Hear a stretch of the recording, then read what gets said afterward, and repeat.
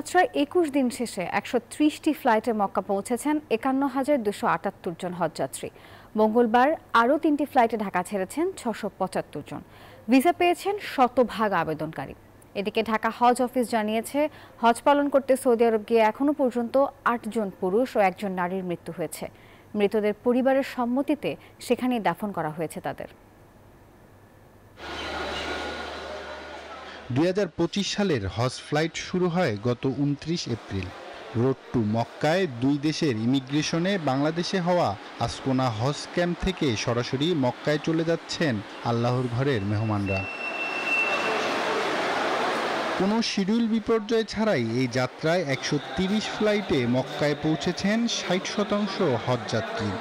আজ আরও ৩টি ফ্লাইটে ঢাকা ছাড়বেন ৬৭৫ জন হজ অফিস বলছে, আমার একটা সৌভাগ্য হয়েছে যে আল্লাহর পবিত্র ঘরে যাওয়ার আমার নিয়ামত দান করেছেন। এই জন্য আল্লাহর কাছে হাজারো শুকরিয়া আদায় করতেছি। আলহামদুলিল্লাহ, অবশ্যই ভালো লাগছে। এখনো সফল হতে পারি নাই, এসেছি।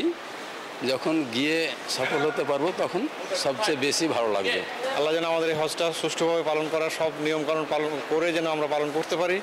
এছাড়াও শতভাগ আবেদনকারী ভিসা পেয়েছেন। ভিসা পাচ্ছেন নতুন আবেদনকারীরাও। ফেরত দেওয়া হচ্ছে বিভিন্ন কারণে আটকে যাওয়াদের টাকা। আমাদের যে আবেদনগুলো ইতিপূর্বে করা ছিল সেই আবেদনগুলোর কিন্তু আমরা শতভাগ বিষয় পেয়ে গেছি।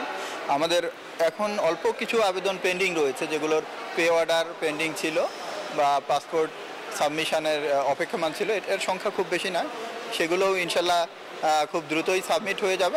হজ যাত্রার ২২ দিনে সৌদি গিয়ে বিভিন্ন কারণে মৃত্যু হয়েছে ৯ বাংলাদেশির। সেখানেই তাদের দাফন করা হয়েছে।